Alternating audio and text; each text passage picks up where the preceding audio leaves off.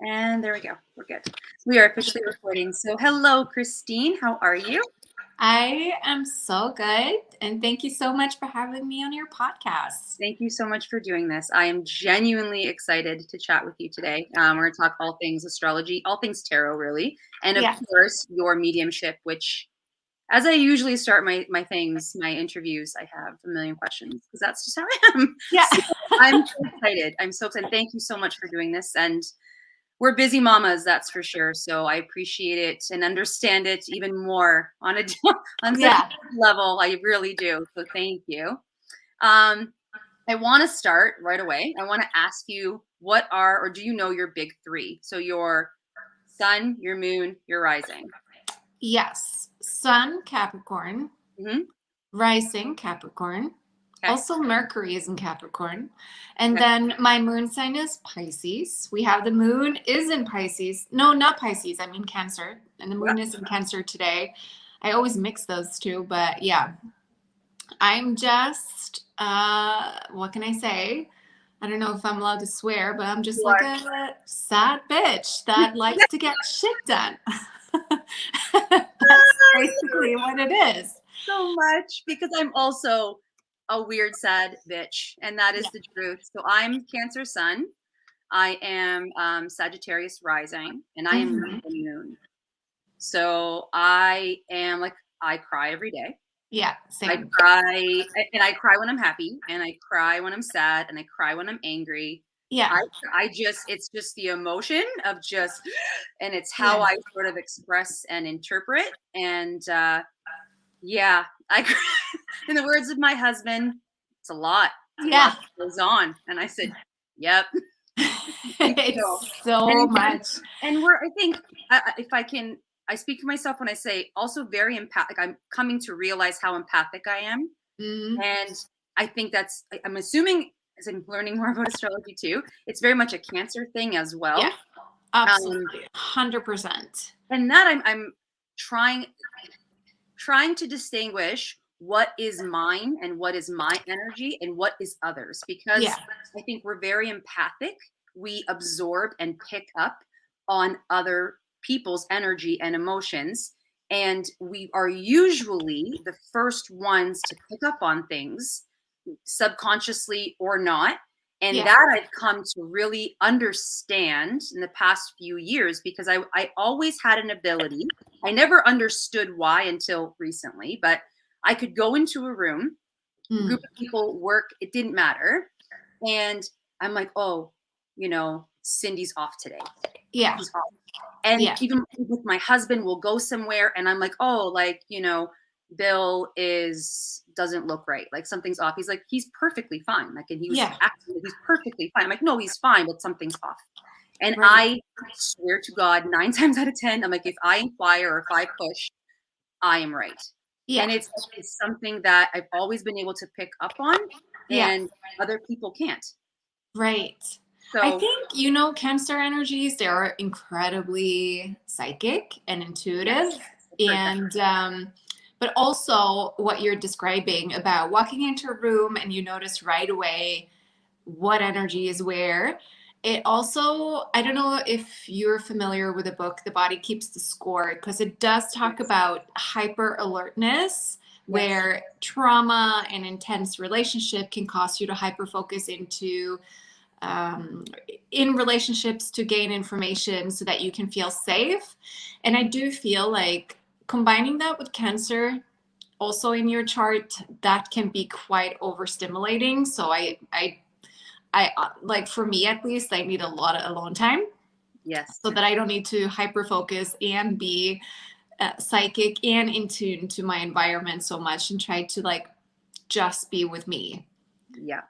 Yeah. Yes. And I'm very much like, I love working with people, and I thrive on energy. Like energy of people, I find for myself to be so energizing for me. But I notice that when I dip down, like when it's been a long day, long week, and I need that disconnect and I need that alone time, I really need it.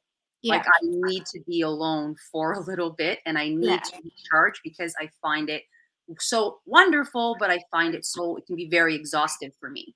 Yeah. Yeah, that's, oh yeah. So power to us. I just want to say that. um, Yeah. Power to us, moody bitches. Yeah.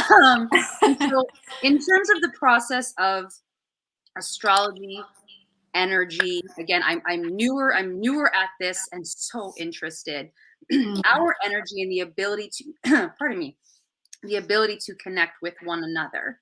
I think we very much have, I don't know, just busy life, busy lifestyle, we can attribute it to so many things.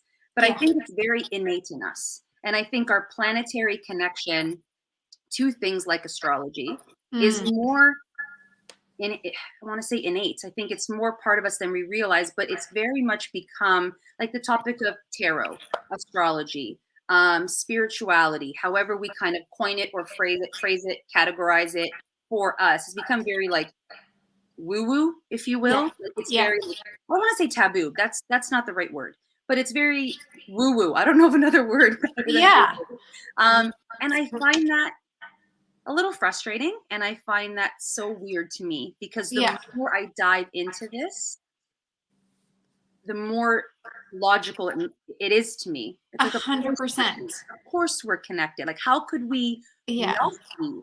So I was just curious, like how. Yeah, I'm really bored with having people that are not curious about the extent of how we can live our life, can just put everything under one. Okay, astrology is woo-woo, psychic medium is woo-woo. Yeah. Whatever, all of that into one. I find that to be a very lazy mentality. But astrology has been around for so long, and it's been used in business, relationship, a lot in relationship actually, and really help people to understand themselves better. And I don't understand what is the big deal about wanting to explore and learn and find tools so that you can live your best life. Yeah. Honestly. And actually, it was with astrology that very thing that you just said. It's more about self-understanding, Yeah. a deeper connection, that I have found more grace with myself and more compassion with myself. And that very thing, like I'm an emotional person, and I've always felt so overwhelmed by it in my life, versus just embracing it, understanding this time that I need away sometimes, or the space that I need sometimes, and that's okay. And just having that understanding through things like spirituality or astrology, all of it. I am starting to sort of envelop all of it under the same. Has just been such I don't know, something that has allowed me more self-compassion and understanding personally. Yes, 100%. I have learned so much about what works for me and what doesn't work for me by the tools that, that I find in astrology and as a medium and in books. So, yeah. Actually, and speaking of mediumship, oh, I'm so excited. I want to know so much about it, and the fact that as a medium, as you are, I want to know everything. Number one, but we don't have that kind of time. But I would like to know, when did you first connect with spirit? Like, how did it happen? When did it happen? When did you know? I mean, it's so funny. I get this question so much, like, when was the first time? And I'm really not sure, because it's been around as far as I can remember. Like, I think probably my earliest memory would be like that I was in my crib, but then also like I just remember seeing spirits and feeling energies and not feeling safe. So it's a lot scary growing up with it. Yeah, I can imagine. Yeah. And when I started kindergarten, I remember this one incident where we were all sitting on the floor playing, and then I saw this man standing in the corner watching us play, and he made me feel so gross. Like, he has a very dirty energy to him. He looked like he hadn't showered in a long time. He was very dirty, and he was just standing in the corner watching us play. And I said to the other kids, like, who is this guy? Like, why is he looking at us play? And they got up and just looked at me like weirdo, and you're crazy. I've heard the word crazy so many times in my life that I'm just like owning it at this point. It's fun to be a little crazy, but absolutely. And it's kind of funny because I feel like that's when my like cleaning, like compulsively cleaning started, because I remember just like starting to do chores and stuff in kindergarten and kind of like be more of an adult person and have, you know, I didn't have a lot of people to play with because I was weird being so sensitive. Long story short, but it's just all my friends, everybody that comes to my place and my stuff, I'm always super organized and cleans, and I'm like Monica from Friends, and I'm like, that's because I'm psychic and that no kids wanted to play with me, so I had to do something to stimulate myself and give myself pleasure and joy. How does it, so okay, fast forward, oh my gosh, we're skipping a lifetime, but I'm saying fast forward now, then how does connecting with spirit look like now? Is it something, because I would imagine there has to be very, like, I think I'd be petrified personally, but you have to have clear boundaries. Is it something that like you see it all the time, so you have to have the ability to create those boundaries, or to, again, you can't turn it off and on, but I have to envision it like that, like I'm going to my kid's soccer game, I don't know, or something like that, where it's like, okay, not now, kind of thing, because I would imagine it can obviously be incredibly overwhelming at times. So it's like, how does it look and feel in order for you to kind of live with this, work with this ability? I have this joke that I feel spirit is just saying, or I know I forgot the joke, but it's like, what time is it? Said no spirit ever, because they show up anytime, anywhere, and they want to deliver a message and have a chat. Right. But this is something that has been prioritized by me, to have so much protection and boundaries, because going at it with life, it's really hard if you're constantly going to be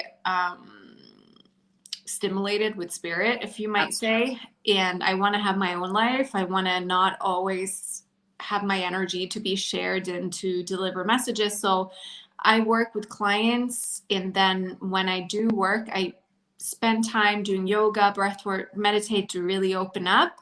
And then I work and communicate with my dad, who passed away. So he's my spirit guide, and we connect together for these sessions. So he's kind of like the past loved one that comes through and realize the messages for my clients. But if they have lost a loved one, my dad would help organize it, because I had, I think, 3 or 4 incidences when I started my career where I said, while I was on a call with a client, where I'm like, okay, any past loved ones want to come through? And it literally every time filled up my kitchen with dead people, because everybody wanted something off their chest, and then they wouldn't leave after. So I had to have house cleanses, and it was just horrible. So I worked with my dad in spirit to figure out a safe way to do it. So he helps kind of filter who comes through or what.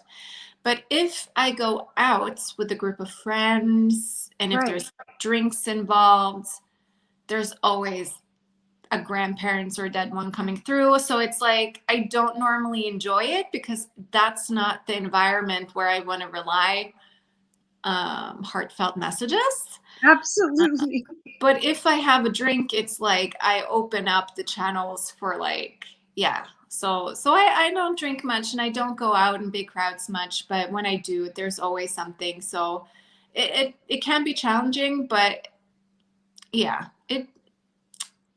I feel like it's just part of the job. And I mean, there's enough shows out there. I'm gonna say this, I'm gonna just be out there and say it. There's enough like media and shows out there with mediumships. That it's like one of those things that, you know, you're at a grocery store. There's a spirit with you. There's a message, and you just blurt it out. Don't do that.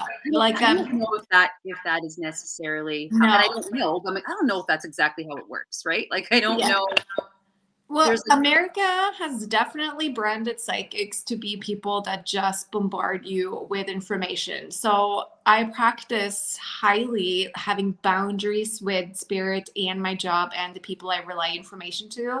There's no chance I would just walk up to somebody at a grocery store and just relay messages.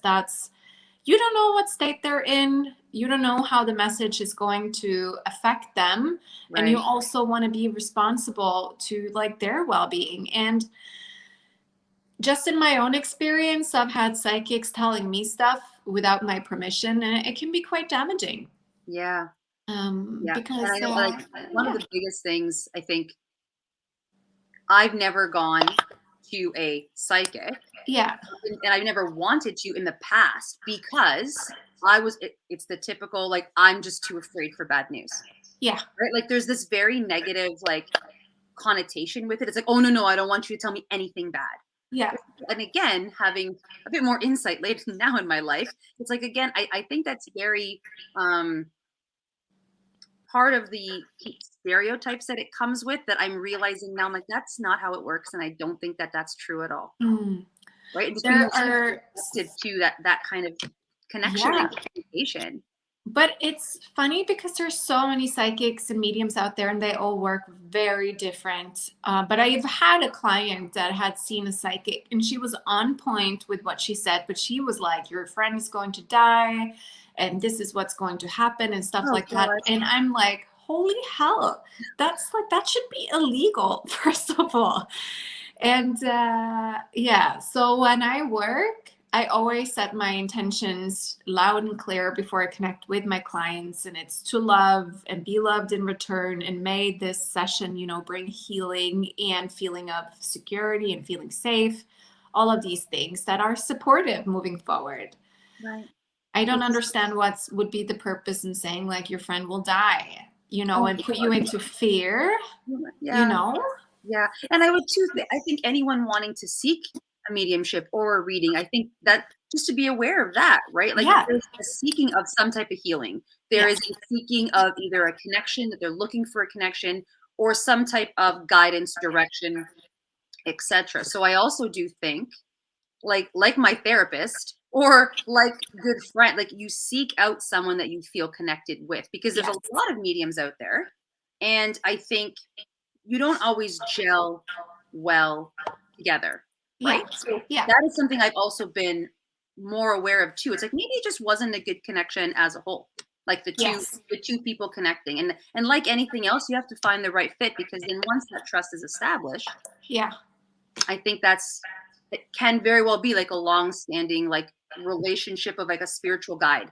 Like I have people in my life that are my friends, and I have my therapist who I adore, as well as like I consider my spiritual guides or friends that have that kind of relationship too. So I think incorporating this idea of spirituality in practice, we have room for all of it. Yes. Yeah. And my next question I wanted to ask, I heard this. I want to think it's true. Is it true that we're all psychic? That we all, so I shouldn't say that. I should say we all have the ability to connect with spirit. Yes. Okay. I would say so, because I just wanted you to say yes, because I want to believe that I could. Yeah. But I don't know if I can, because I don't, like, I'm very empathic and I feel energy very strongly, but I can't say definitively that I've ever seen spirit. Right. Well, I mean, there are different ways of connecting with spirit. You don't necessarily have to see them with your eye. Normally for me, I feel them and then I see them in my mind's eye. I have seen them with my eyes too. But as we were speaking about in the beginning, so we all learn about energy differently. Right. Some learn that it doesn't have much factor. Some learn that that's all it's about. And I think people that experience trauma, they pick up, you know, information through being hyper focused, which is all about reading people's faces and energies and kind of like, what can I say? Like, just being incredibly aware of the energies and what's going around in a room. So this trains you to become extremely empathic, because you are connecting with other people in a higher level to gain information. This is also where codependency may get, you know, born. Ooh. But when you are being hyper-focused, it moves you into also being empathic and learning and taking in information that way. And I still to this day do not know the difference between being empathic and being psychic, because they're both reading energies by gaining information that way. Wow. So psychic abilities means that you can pick up information through energy, while mediumship is direct contact with spirit. So that's like the difference. Wow. Okay. Yeah. I never would have. Yep. So I think everybody, you know, just go through a traumatic situation and there you are. Or I think we have, and probably what I'm connecting with is, or understanding, is that we turn it off. Or I shouldn't say turn it off again. I think we ignore. Yeah, we have addiction. We have things that we do to ignore and to avoid. There's a lot of avoidance energy in this day and age. And being on our cell phones and computer ruins our frequency as well. So you don't really get to be in you 100%. So that's why when I have clients and I do workshops and whatnot, I always talk about how important it is to go ground your energy so that you can align with yourself in nature with that high vibrational connection, which is earth. And that also makes you more intuitive because then you become more yourself. And who you really are is a full, badass, high vibrational being. But when we are ignoring ourselves and scrolling on Instagram and eating shit and not doing what we like to do, our energies become imbalanced and it makes it really hard to really listen to what we want because it's just too much clutter and mess. Absolutely. And that is something that I think with the hustle bustle of life, commercialization, urbanization, all of it, we've become so disconnected to the very thing I think that we are sometimes. And we're just so, I think we think we're so separate. And I think, no, it's quite innate actually. Yeah. And it's there. It's just about finding it, connecting to it, and then valuing parts of ourselves that we feel like we don't have time for. But I do think is there. My next thing that I very much want to talk about is soul cards. And for those watching this, I will show my deck right here. Hold on. There. She got the white dahlia. I have the white dahlia for those listening. So I want to talk about soul cards and the tarot deck and how they came to be from yourself, because I think they're beautiful, but I would love to know and for others to learn the backstory of how soul cards came to be. Yeah, I been working as a psychic medium for, I think it's coming 9 years now. And I never really thought about making products, but when my mom passed away in 2012, I wanted to do something in her memory because she introduced me to spirituality, and the tarot deck was one of the first things that came on the table when she divorced my dad. So I was 9, and she kind of taught me a little bit here and there and normalized spirituality to me in the home, which was very necessary, thinking that I'm a full-blown psychic medium. Right. So I wanted to do something in my mom's memory to just make a tarot deck. And I didn't even think that this was a brilliant idea or a needed thing. I wasn't thinking at it as in a big picture thing. I was thinking mainly I want to honor my mama.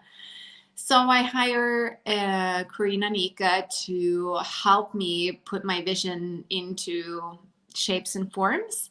Yeah. And my most important thing was we need to have flowers. You will see that moving through everything that I do. A lot of flowers. And I just wanted to make something fresh, relatable, and beautiful, and something completely full self-expression of my love to my mom. Mm-hmm. And we made first the pink, and then we decided also to do black. So we came out with the soul cards in pink and black. Right. And I ordered 250 copies of each, which then I had negotiated so much with the printer because the minimum quote is actually 500 of one color. But it was expensive, and I was thinking it's going to take me years to sell these babies out. And, I had them delivered to my teeny tiny apartment, and I got 10 boxes of tarot on the door. And then there was mistakes made. So I had already like started selling. So I had to wait for another batch of new cards and open them and put in. It was a whole ordeal. I think I aged 10 years the first 6 months. But I sold out within 30 minutes, the 500. Yeah. And then it just became a business. And now it's like all consuming. And now I feel like in the beginning, at least the first year, I was asking so many questions everywhere. I was trying to gain information with how do you run a business like this? I have no idea what the hell I'm doing. Everything that I was doing for the first time. Yeah. So every day was different and challenging, and the post office changed rules all the time. So you had to it was so much. And then I ended up becoming just the mailman, like doing shipping. That it's like I created this beautiful product, but then at the end of the day, I'm like Santa Claus running to the post office with like bags of tarot. I was just, this is not what I had in mind making these.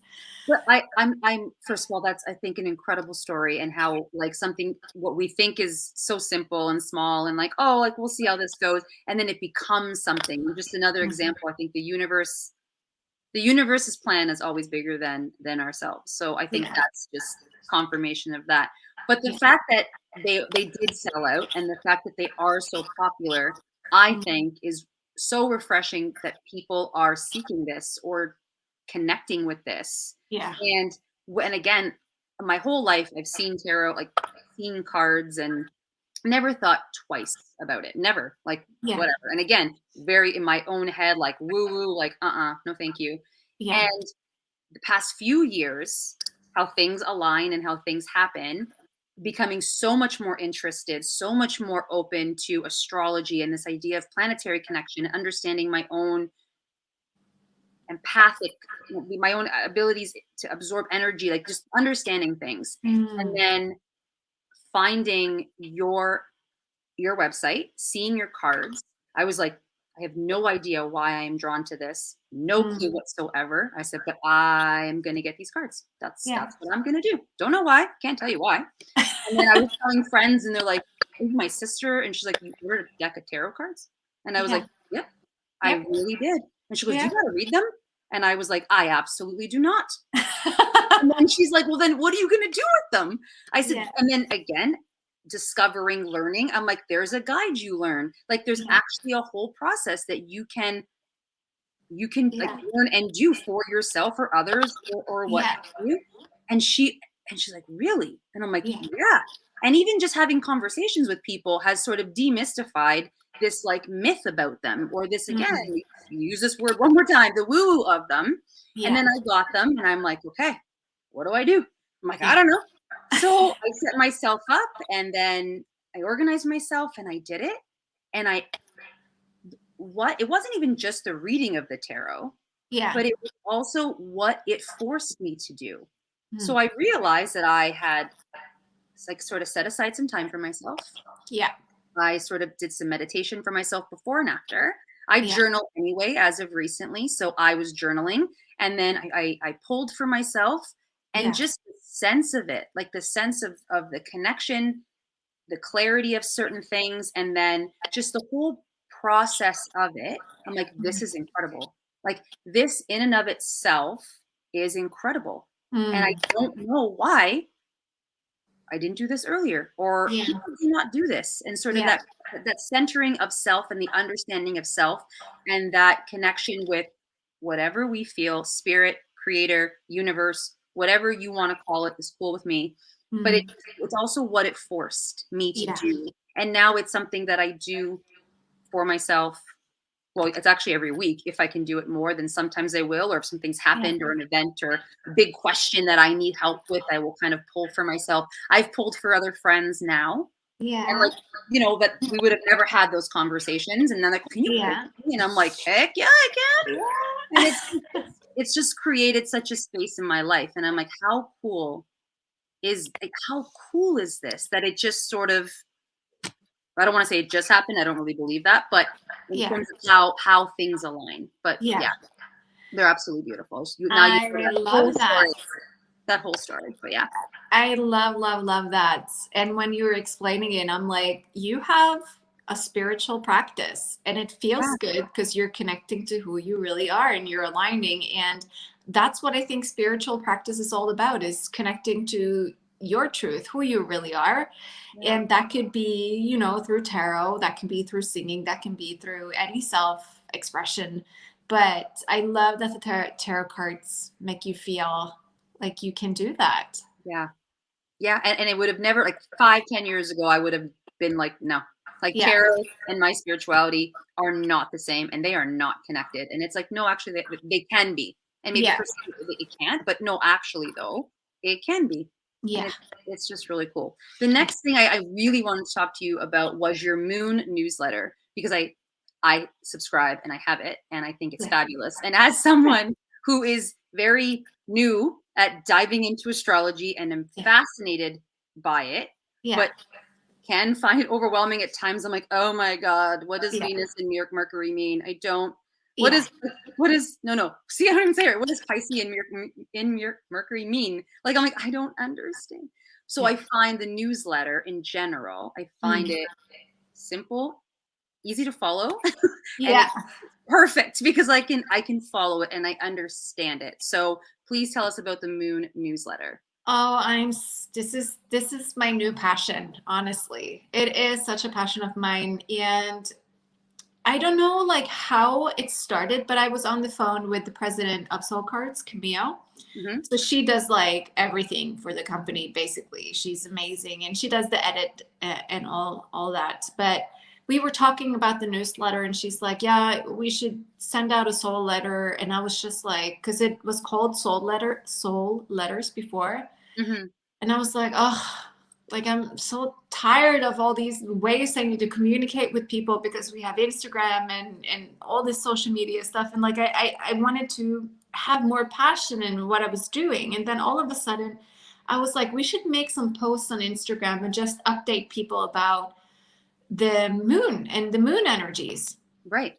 And then it just came like moon letters. And I'm like, Camille, we have to change it. It's going to be called moon letters now. And she's like, all right. Like she's used to my impulsive changes and growing. Like I gave her like 1 week, I think, prior to when I started the book club. I'm like, we're doing a book club and we're starting next week.